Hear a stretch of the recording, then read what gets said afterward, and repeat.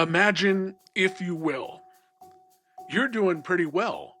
You're succeeding in the American dream. You are at the point where you own a factory. What does your factory make? I don't know. I'm not going to say widgets because that's weak and lame. Let's say your factory makes, I don't know, model railroading stuff. You have a factory that you make the coolest model railroading stuff around. And coincidentally, or perhaps you were thinking ahead when you bought your factory is located right next to the main line of a Class 1 railroad. Yeah, you have the railroad right next to your factory. And the trains pass right by 15 times a day. It's awesome.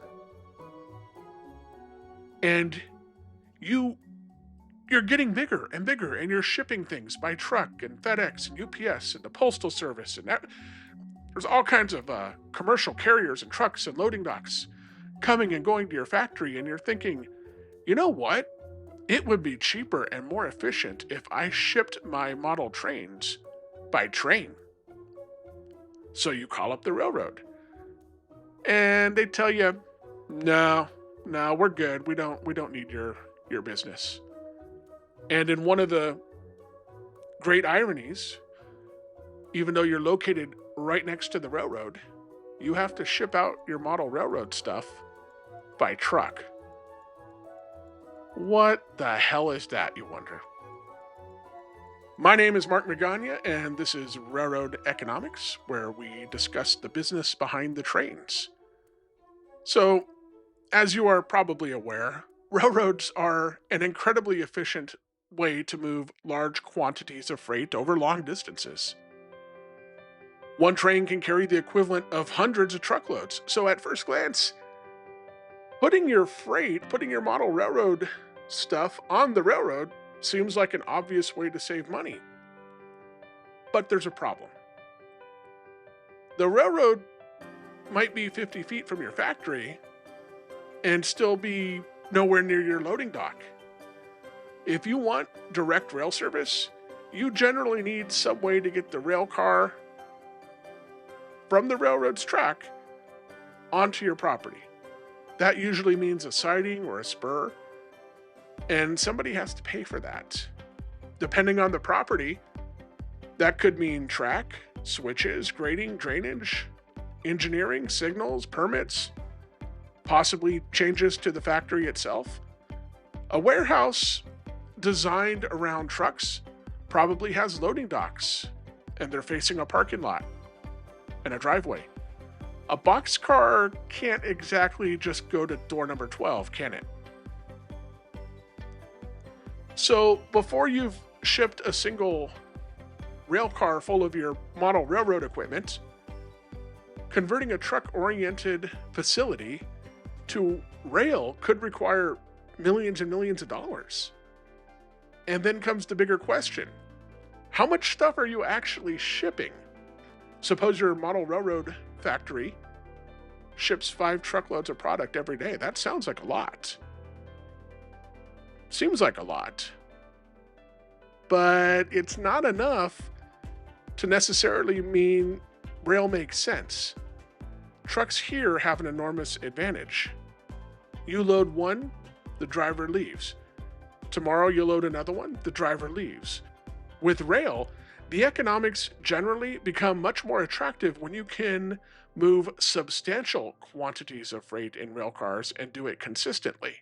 And even then, the railroad has to fit your business into its operation. A freight train passing by your factory doesn't simply stop, grab your boxcar, and then continue on its way. It's not that simple. Your car may be picked up by a local train, taken to a yard, combined with other cars, moved hundreds of miles, switched again, and eventually delivered on the other end. Eventually. All of that takes time, which creates another advantage for the truck.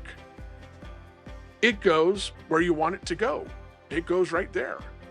If your customer is 430 miles away in an industrial park with no railroad connection, Putting your product into a rail car doesn't solve much, does it?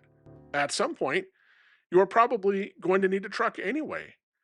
And if you're loading it onto a truck at the beginning or the end of the trip, it's probably just cheaper and considerably easier to leave it on a truck for the entire journey. This is one of the reasons comparing the cost of rail and trucking isn't as simple as asking which costs less per ton mile. It's just not that simple. Rail can be extraordinarily cheap on the part of the journey where the train is doing what the train does best. But businesses don't buy ton miles. They need something moved from point A to point B. And the cheapest way to perform one part of that trip doesn't necessarily mean it's the cheapest way to perform the entire trip. There is also the question of time. A truck can leave your factory Tuesday afternoon and potentially arrive at your customer's warehouse Wednesday morning. If you put your model trains in a boxcar, that whole journey becomes very different. That may not matter if you're shipping grain, chemicals, lumber, or some other commodity where transportation cost matters much more than another day or two of transit. But if you're supplying components to a factory that needs them Thursday morning, that could be a problem, right? Predictability may be worth more than the transportation savings. A lot of times it is. I don't want to idle my factory for 4 days because I don't know when the railroad's coming. And then there's something else that's really easy to overlook. Not every product belongs in a rail car. A factory might manufacture 50 different products going to hundreds of different customers, like your model railroad stuff. It's not just going to one place. You have 10 locomotives, 10 model locomotives going to Pittsburgh. You have 20 boxcars going to a guy in Columbus. And there's 15 tank cars going to a hobby store in Nashville. There's a whole nother mess of things going to some store outside Chicago. Yeah, rail car doesn't make sense. That's exactly the kind of fragmented freight network where trucks become incredibly useful. Compare that with a plant shipping enormous quantities of the same product to a handful of destinations. Now, rail starts looking interesting. And that's why you can sometimes find two factories sitting along the exact same railroad, and one receives dozens of rail cars and the other one doesn't use the railroad at all.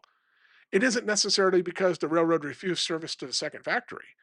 And it doesn't necessarily mean the company doesn't understand transportation. Their freight is simply different. Distance is different, volume is different, destination is different, and the value of time is different. And the infrastructure required to use rail may be completely different. There are short line railroads that specialize in making rail service for customers that don't really neatly fit into the operating model of the largest railroads. But that's another story. And we've already talked about short lines, and I'm sure we'll talk about them again. The important thing here is that just because you see railroad tracks outside a factory, that doesn't decide whether or not the factory should be using them.